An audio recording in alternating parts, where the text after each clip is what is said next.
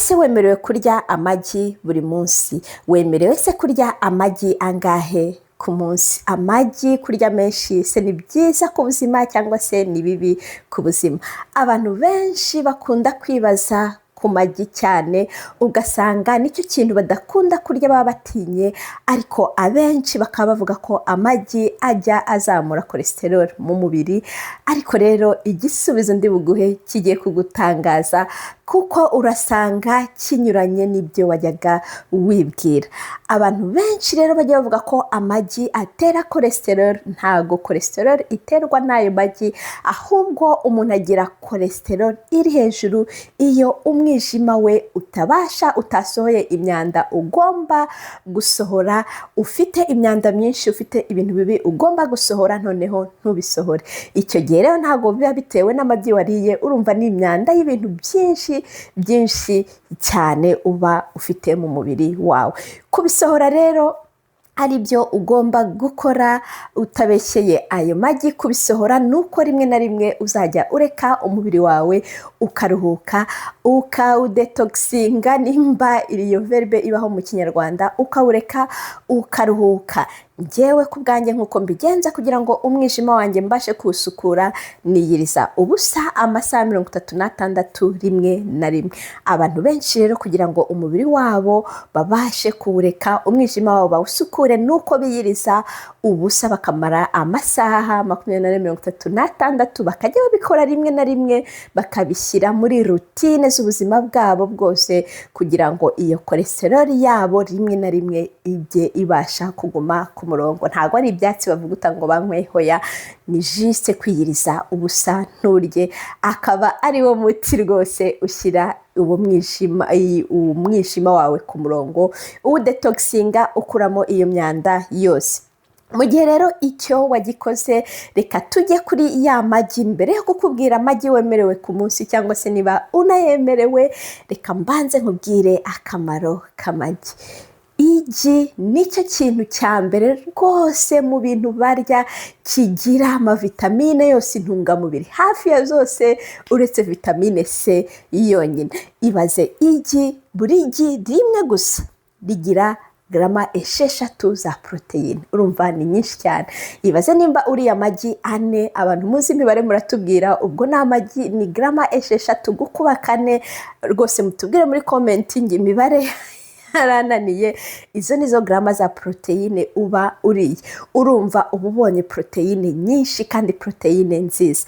Mwigi habamo vitamine E, habamo vitamine K3, habamo omega 3, habamo intungamubiri nyinshi cyane rwose. Amagi ni meza mu buzima rwose, kandi mu kuyarya ni byiza ko ubishoboye wajya ufata ya magi ya bio cyangwa se ya magi y'inkoko z'inyarwanda. Mu gihe rero tumaze kureba ibyiza by'igi, warya amagi angahe ku munsi cyangwa se kangahe mu cyumweru? Ese ubundi ni byiza kugira ngo ayo magi uyarye? Mbere yo kugira ngo njye ku ngingo nguhe igisubizo, nyemera mbanze nguhe karibu kuri Aduhire Channel. Niba uri mushyashya, iyi channel tuvugaho ibintu byo gukunda umubiri wacu, cyane cyane kugabanya ibiro byinshi, kuringaniza umusemburo w'isukari mu mubiri wacu. Niba rero utarajya mu muryango wacu, uhawe karibu, ujye muri comment wandike ubisabe. Niba ushaka kujya muri group ya WhatsApp, ndakwereka uburyo wajyamo. Ufite ikibazo kandi n'igitekerezo cyangwa se video wifuza kuba yakorwa, byose ni muri hasi muri comment. Amagi rero warya angahe ku munsi? Amagi ujye urya ayo ushaka yose, ayifitiye ubushobozi bwose bwo kurya. By'umwihariko njyewe ndya amagi 3 ku munsi rwose, kereka yenda iyo ntabishoboye, ariko amagi 3 niyo ndya buri munsi. Nkajya nibuka rimwe na rimwe nkakora detox, nkiyiriza ubusa amasaha 36, nkabikora 2-3 mu kwezi 4, bitewe nuko niyumva. Amagi warya amagi yose wifuza, as long as ubasha kwita ku mwijima wawe, ubasha kwidetoxinga, ukora ama detox, ukora ama diet, rimwe na rimwe iyo myanda igasohoka mu mubiri wawe, warya amagi yose wifuza kurya fe. rero nyemerera ngushimire ko wabanye nanjye kuva ku ntangiriro kugera ku musozo. Niba iyi videwo yagushimishije cyangwa se hari ubundi bumenyi yaguhaye utari ufite, ushyireho like kuri iyi videwo, uyisangize undi muntu wese rwose utasobanukiwe ibijyanye n'amabyi.